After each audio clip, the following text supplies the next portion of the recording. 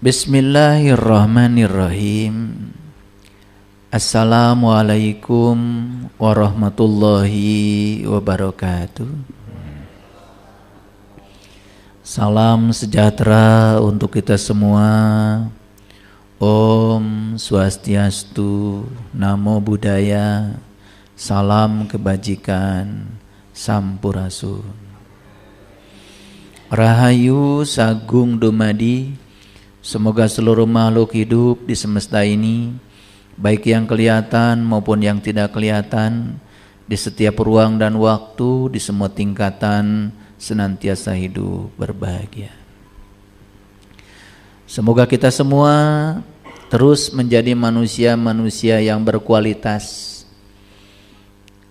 Berkualitas pikirannya, berkualitas kata-katanya, berkualitas perilakunya, sehingga kita menjadi sumber cinta, sumber sukacita, sumber keberkahan bagi semua makhluk dimanapun mereka berada.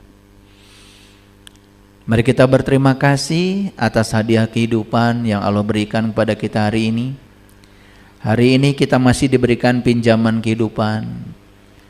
Itu artinya napas yang keluar masih diizinkan masuk lagi. Pesan semestanya sederhana, artinya Allah masih akan menggunakan kita untuk menjadi kepanjangan tangannya.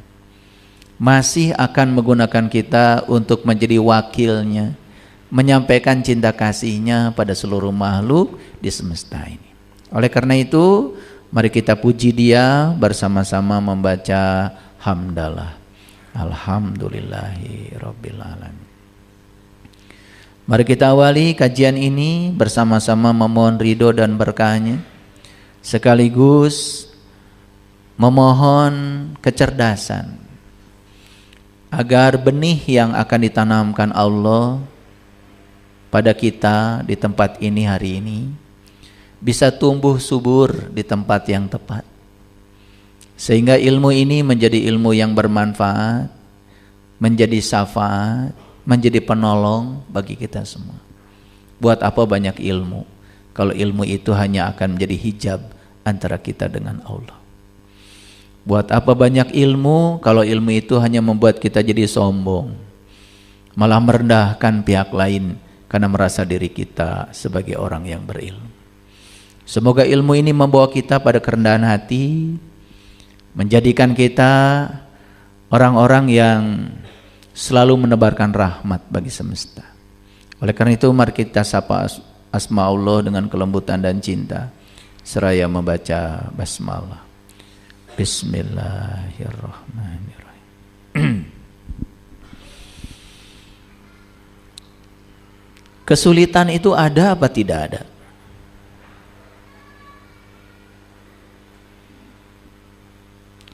Kesulitan itu ada atau tidak ada? Bisa ada, bisa tidak ada. Bagi siapa kesulitan itu ada? Bagi mereka yang sempit sudut pandangnya. Bagi mereka yang sudah luas sudut pandangnya, kesulitan itu tidak ada. Bagi orang yang sempit sudut pandangnya, kesulitan itu menjadi beban. Bagi orang yang luas sudut pandangnya, kesulitan itu malah jadi tantangan.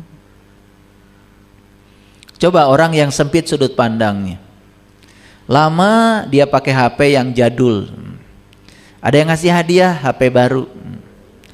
Orang yang sempit sudut pandangnya, betul nggak?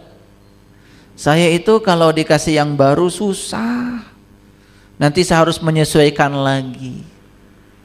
Padahal HP baru lebih canggih. Itulah orang yang sempit sudut pandangnya. Tapi orang yang selalu optimis, menganggap kesulitan itu sebagai tantangan, dikasih HP baru, riang sekali. Alhamdulillah, nanti kalau saya kirim video tidak lama lagi. Nanti kalau saya kirim berita dengan HP yang canggih tidak lama lagi. Oh, berarti aplikasi yang bisa saya install di HP saya lebih banyak lagi. Dia bahkan kesulitan itu dijadikan sebagai tantangan. Itu bedanya. Nah, ada pertanyaan sederhana sebelum saya kajian hari ini. Masih ada nggak dalam hidupnya merasakan hidup itu sebagai beban? Masih ada? Masih ada? Oke. Ya, tidak usah dijawab keras-keras. Karena saya juga udah tahu. Kan dari wajahnya kelihatan ya. Yang hidupnya beban dengan yang hidupnya sudah penuh dengan sukacita. Kelihatan. Ya. Nyanyi nggak bisa. Joget nggak bisa. Ada musik padahal sudah jiwanya itu sudah meronta-ronta pengen joget, tahan. Ya. Hidup yang semacam itu ya tidak bisa dinikmati, tidak bisa dirayakan. Hidup terlalu serius. Akibatnya cepat tua. Proses kematian sel dalam tubuh begitu cepat. Bahkan orang yang stres itu 1 hari ya bisa mengalami kematian sel dalam tubuhnya 17 miliar sel dalam 24 jam itu. Bisa dibayangkan ya?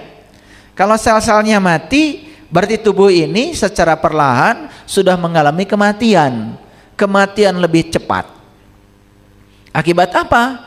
Akibat merasakan hidup sebagai beban. Hidup bukan sebagai tantangan, ya. Kenapa? Karena sudut pandang terhadap kehidupan sempit. Oleh karena itu, menjalankan ritual-ritual agama tanpa kesadaran tidak akan membuat kita semakin luas pengetahuannya, tidak akan semakin luas sudut pandangnya, malah semakin sempit. Hasil akhirnya apa? Menganggap hidup sebagai beban. Ya. Nah, jadi oleh karena itu yang namanya beban itu kan relatif. Bagi seseorang bisa jadi beban, bagi orang lain malah tidak terasa sebagai beban. Kan tergantung dari kekuatan yang dimiliki oleh dirinya sendiri. Jadi oleh karena itu, kenapa kita penting untuk meningkatkan kualitas pikiran, kualitas kata-kata, dan kualitas perbuatan kita, supaya hidup ini adalah perayaan. Supaya hidup ini bukan sebagai beban. Hidup ini sebagai tantangan untuk selalu meningkatkan kualitas diri. Sehingga puncaknya kehidupan tentu saja mendapatkan kemerdekaan. Ya, gitu. Kira-kira itu topik kita hari ini. Oleh karena itu, izinkan saya untuk membahas bagaimana caranya supaya kegelapan itu berevolusi menjadi cahaya. Saya tidak menyebut revolusi ya, tapi evolusi. Kalau evolusi berarti tahap demi tahap. Ya. Jadi tidak perlu khawatir ketika kita berjalan lambat, yang penting terus-menerus berjalan. Ulangi ya. Tidak perlu khawatir kita berjalan lambat, yang penting terus menerus berjalan. Karena hidup itu seperti mengayuh sepeda. Kalau berhenti mengayuh, maka pasti akan jatuh. Ya, saya sedang bikin sumur tuh di Jelekong, sumur bor. Nah, Jelekong itu kan kawasan gunung batu. Begitu dibor 4 meter, langsung bilang tukang sumur, "Pak, aya batu." Saya cuma bilang, "Kan ini gunung batu."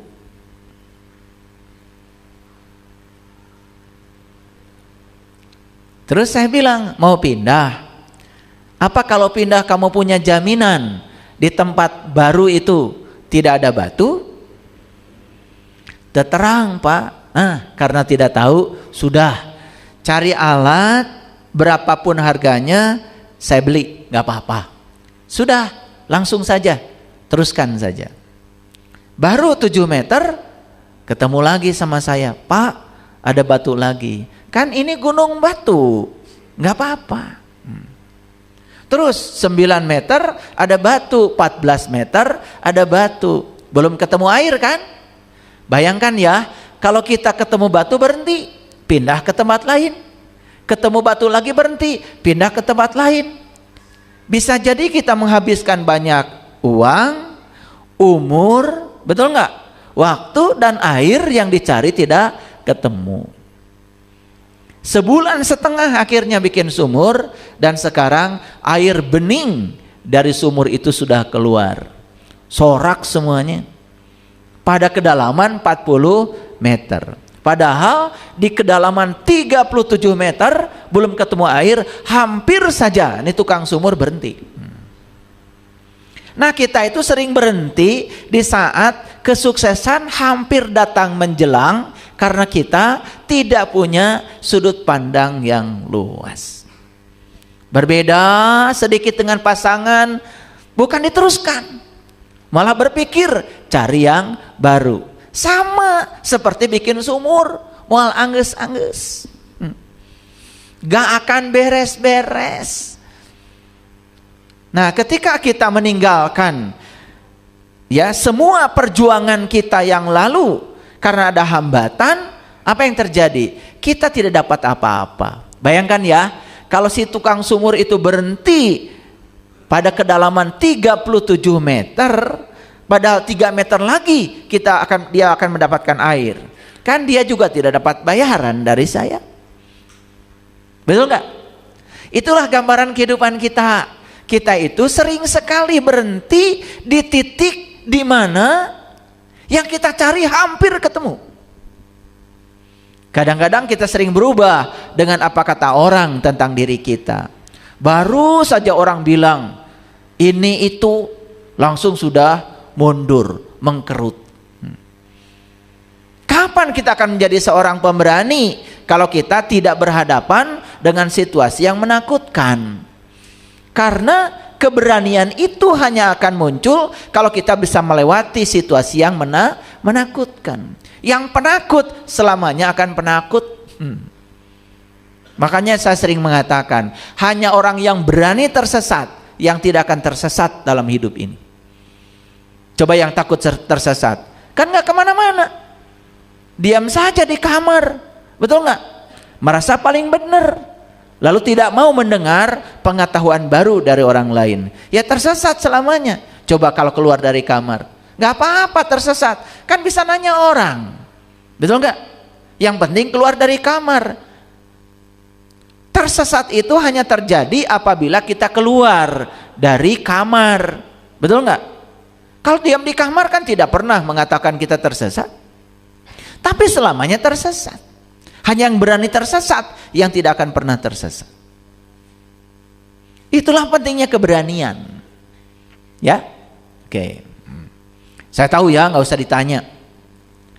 Jadi yang disebut dengan makanan, hati-hati. Bagi golongan darah A, makanan tertentu bisa jadi nutrisi. Bagi golongan darah B, makanan tertentu bisa jadi racun. Contohlah yang sederhana, susu. Bagus kan? Ternyata menurut riset, susu bagi golongan darah A itu bisa jadi racun, kecuali difermentasi dulu, baru jadi nutrisi. Tapi bagi golongan darah O, susu diminum langsung, ternyata itu jadi nutrisi. Jadi tidak semua hal yang sama akan memberikan efek yang sama pada setiap orang, karena setiap orang itu unik. Ya, tapi saya kasih pesan untuk yang sudah berkesadaran, kalau ada orang yang berkeluh kesah, curhat, jangan buru-buru dikatakan, "Allah, kamu yang gitu aja dicurhatkan." Jangan. Saya lebih besar dari itu, malah kamu yang curhat pada orang itu. Betul nggak? Kan sebetulnya ketika kita bicara begitu, kita jadi berbalik curhat. Ngeri nggak? Ada orang lain curhat, ingin menyampaikan keluh kesahnya, baru sebatas begitu langsung dipotong. Allah, itu enggak seberapa, saya juga. Malah dia yang curhat sama orang itu. Betul nggak? Jadi kalau berhadapan dengan situasi seperti itu, sudah jadi pendengar yang baik saja. Kalau dia merasa lega dengan curhatnya itu, sudah dengarkan saja. Karena apa? Setiap orang kan kapasitasnya berbeda.